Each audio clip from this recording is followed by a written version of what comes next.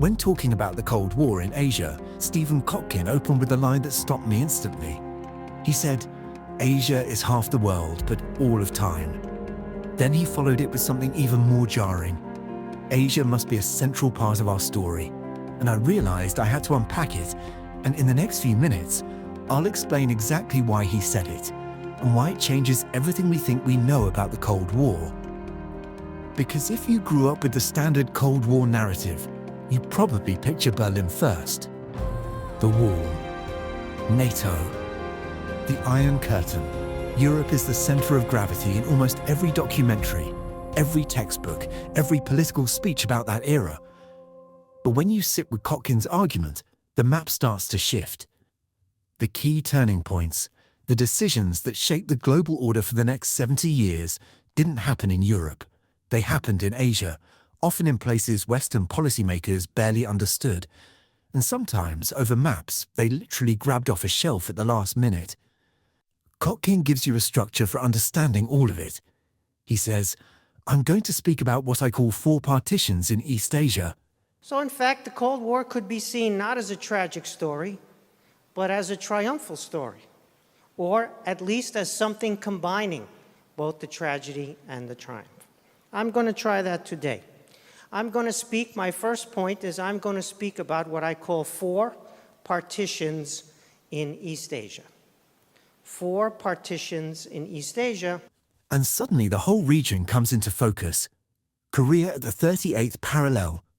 Japan divided at its northern island chain. Vietnam fractured first at the 16th parallel. Then at the 20th, China split between Taiwan and the British returned to Hong Kong. These aren't just borders. They're fault lines, cracks left behind by a war that ended too suddenly for anyone to manage properly. What makes Kotkin's framing so powerful is that he doesn't treat these partitions as separate incidents. He ties them together into a single story, a chain reaction of rushed decisions, mismatched expectations, power vacuums, and improvisation. And that's the part most people forget. When World War II ended, the world didn't slide smoothly into peace. It fell into a void. Kotkin puts it plainly, pun not. When the fighting stops, there's a big vacuum and everyone is rushing to fill the vacuum. And that vacuum, that sudden collapse of structure, authority, and clarity, became the birthplace of the Cold War. You can't plan for something like that. You can write memoranda, you can hold conferences, you can make assumptions about how your allies will behave or how your rivals will negotiate. But when millions of soldiers lay down their weapons on the same day, everything stops at once, and the world becomes unpredictable in a way no one can control. Everyone improvised. The Americans improvised, scrambling to figure out who would occupy which territory and how fast they could get there. The British improvised, struggling to reassert authority with the empire fraying in every direction. China was collapsing internally. Japan was shattered. But the Soviet Union, and this is where Kotkin is brutally clear, improvised in one direction only, toward coercion, toward central control, toward extending unfreedom wherever possible. And once you understand that, the rest of the story starts lining up with eerie clarity. Because Asia, in Kotkin's telling, isn't just a region where the Cold War happened. It's the region that reveals what the Cold War actually was. Not a misunderstanding, not a diplomatic failure, but a struggle born from incompatible values colliding inside a vacuum left behind by the end of the biggest war in human history. And the cracks that formed in those first chaotic months, the partitions he identifies, didn't just shape Asia. They shaped the entire global order we're still living in. When you keep following Kotkin's logic, the story only gets stranger. Because while the world was stumbling through the sudden emptiness of 1945, the major powers were clinging to an illusion, the belief that the wartime alliance would somehow continue into peacetime. Kotkin calls this out with almost brutal simplicity. He says, the wartime allies thought they would keep the alliance. This was a crazy delusional idea. There was a lot of confusion because the wartime allies thought that they would keep the alliance. This was a crazy, delusional idea. And once you hear it stated that plainly, you start to see the cracks everywhere. The alliance had been held together by one thing: the need to defeat Germany and Japan. Once that purpose evaporated, so did the unity. The United States wanted demobilization and a return to normal life. Britain wanted to hold on to a fading empire. China was imploding, and the Soviet Union, the country that had paid the highest price in blood, was determined to shape the new order on its own terms. Yet somehow, despite all of this, Western leaders kept imagining that cooperation will continue. They were celebrating victory while ignoring the tectonic shift beneath their feet. And here's the paradox Kotkin highlights: while Europe absorbed most of the attention, especially over Poland, the real hinge of global history was China. The decisions Washington, Moscow, and Beijing made in those years mattered far more to the long-term balance of power than anything that happened in Eastern Europe. But the world treated China as secondary, almost like background noise to the European story. Kotkin puts it sharply when he notes that Poland mattered existentially to Poles, yes, but to the future world order, China mattered infinitely more. As the great powers tried to navigate this new landscape, another misunderstanding took shape, not just about alliances, but about the nature of conflict itself. People began treating the Cold War as a mistake, as if it were avoidable, as if someone somewhere could have made one better decision and spared the world decades of tension. Kotkin rejects that completely. He argues that the Cold War wasn't a failure, it was the only outcome that didn't lead to catastrophe. In his words, the Cold War was an achievement. Let me drive the point home a little bit deeper about point number 4, the Cold War is an achievement. When two great powers clash, there are only 4 options. Great power competition, history knows only 4 options. And when you sit with that idea, it's jarring. We're so used to framing the Cold War as something tragic, something wasteful, something born of paranoia. But Kotkin reframes it as a success because he's comparing it to the alternatives. He sketches out the options with a kind of historical bluntness. There's hot war. And we know what that looks like. Tens of millions dead. Cities erased. Entire regions destabilized. There's appeasement, a word that comes with a very specific shadow after the 1930s, a strategy that only delays the inevitable while making the outcome worse.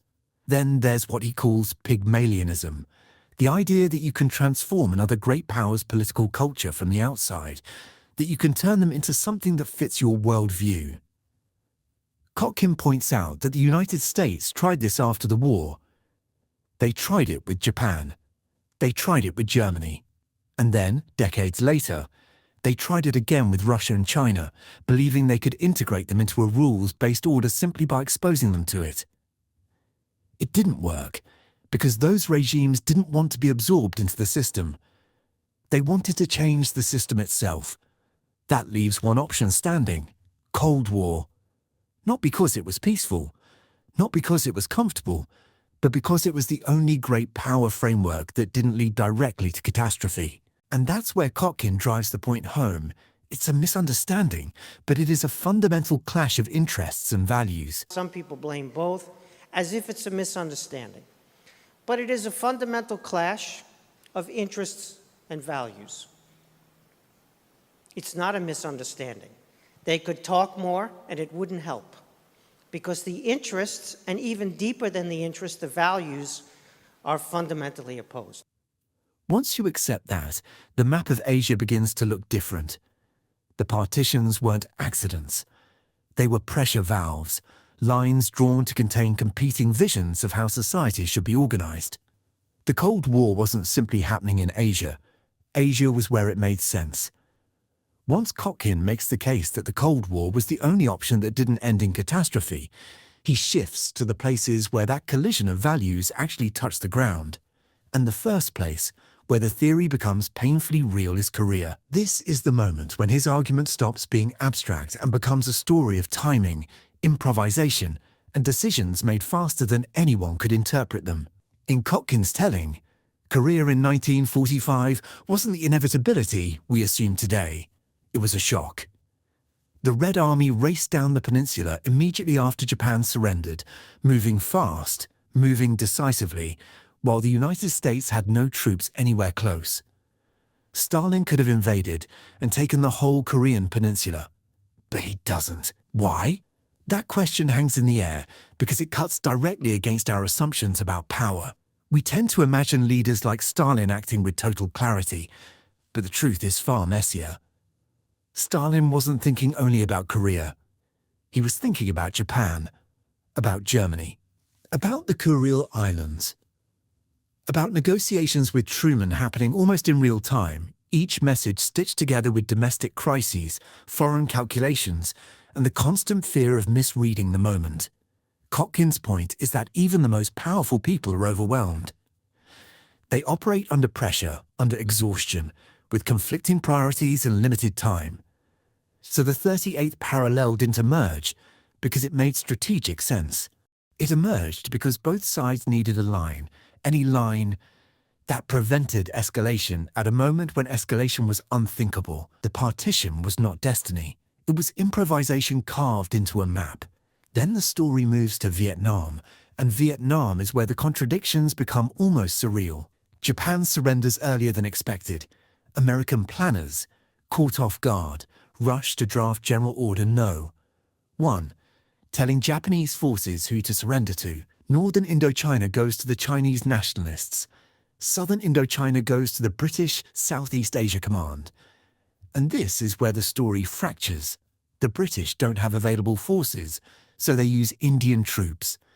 Men fighting for independence at home, now tasked with reimposing colonial rule abroad. The Japanese soldiers, who had dismantled French authority, now become the soldiers helping restore it. Meanwhile, in the north, the Chinese warlords block the French from returning because they want the territory for themselves, and in doing so, they unintentionally hand space and momentum to Ho Chi Minh. No mastermind designed this. It is improvisation layered on improvisation, a cascade of decisions made too quickly, without enough information, each one creating consequences no one intended. And through all of this, the Soviet Union, the country we often imagine pulling the strings, is almost absent. Kotkin emphasizes how Stalin refused to meet Ho Chi Minh, rejected envoys, and largely ignored the Vietnamese Revolution. The map of Vietnam did not emerge from a Soviet plan. It emerged from the vacuum Kotkin keeps talking about, the vacuum that appears the moment a global war ends and no one knows how to fill the space that follows. China, though, is where the entire story converges. It is the largest piece on the board, the one that mattered most for the future of world order, and Kotkin makes it clear that China wasn't destined to become the People's Republic in its entirety. It could have been divided like Korea. It could have ended up with two competing governments inside one civilizational sphere, but Chiang Kai-shek, refusing any compromise or negotiated partition, gambled everything and lost everything except Taiwan. If Asia is where history turned, then China is the hinge. When Kotkin reaches the end of this story, he isn't just summarizing events, he's stripping away the illusion that any of this was orderly. The post-war world wasn't designed. It lurched forward. It contradicted itself. It produced outcomes that no one intended and few understood at the time. And nowhere is that clearer than in the final pieces of the puzzle: Hong Kong, Taiwan, and the way revolutionary nationalism collided with communism across Asia. Kotkin loves paradoxes because history is built from them, and his Hong Kong example is maybe the most striking. According to General Order No. 1, Hong Kong should have been taken by Chinese nationalist forces. They were physically closer, their troops were available, and on paper, they were the designated authority. But the British moved anyway. They sailed back, asserted control, and re-established colonial administration years before anyone predicted they could. That act, an empire desperate to reclaim a symbol at the edge of collapse, ended up shaping China's economic future far more than anyone involved could imagine. Without Hong Kong functioning as a rule of law financial hub, without capital flowing through it into the special economic zones, without its strange, accidental autonomy, China's economic miracle in the late 20th century looks completely different. And then there is Taiwan, the last foothold of the nationalist government, the remnant created not by a master plan but by refusal. Chiang Kai-shek refused partition, refused negotiation, refused to accept that a two-state outcome might be the only way to preserve part of what he wanted to save. And in that refusal, he lost mainland China but preserved something else entirely, a democratic path that would emerge decades later, a countermodel living in the shadow of the People's Republic. Nothing about it was inevitable. Everything about it was improvised. This is the moment where Kotkin pulls the camera back again. He returns to that idea he hinted at from the beginning, that the real challenge in 1945 wasn't just communism. It was revolutionary nationalism. The combination of the two was the explosive force no one managed well. Some countries, like India, found a democratic version of nationalism strong enough to contain the revolutionary strain. Others didn't. And in those failures, Vietnam, Korea, China, Afghanistan, you see the darker side of the Cold War, the side that wasn't avoided. The proxy wars, the decades of insurgency and counterinsurgency. The places where great power conflict didn't explode into direct confrontation, but instead burned slowly, relentlessly, through smaller nations caught in the middle. For Kotkin, that's the unresolved contradiction at the heart of this era. The Cold War prevented a world-ending conflict, but it didn't prevent suffering. It didn't prevent miscalculation. It didn't prevent the tragedies that come from misunderstanding revolutionary nationalism or underestimating what people will do in the name of identity. And he returns to this idea with a final clarity, a reminder that cuts across every comforting narrative we build about this period. History is nothing but perverse and unintended consequences. That line stays with you because it reframes everything he's been saying. The Cold War wasn't shaped by genius, it was shaped by accidents. It wasn't won by perfect planning, it was won because the one survivable option, Cold War, held long enough for the world to adapt around it. And this is where Kotkin's warning becomes unmistakable. The partitions he describes didn't disappear. They hardened. They froze into the political structures we live with today. Taiwan, Korea, the South China Sea, Hong Kong. The same cracks that formed in 1945 are the ones we still debate, still fear, still try to navigate. If anything, they matter more now.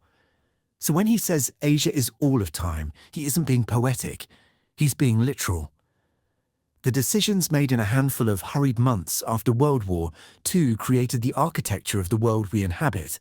And if another moment of global vacuum comes, another sudden collapse of order, the question isn't whether history will repeat itself. It's whether we've learned enough from these unintended consequences to avoid improvising our way into the next crisis.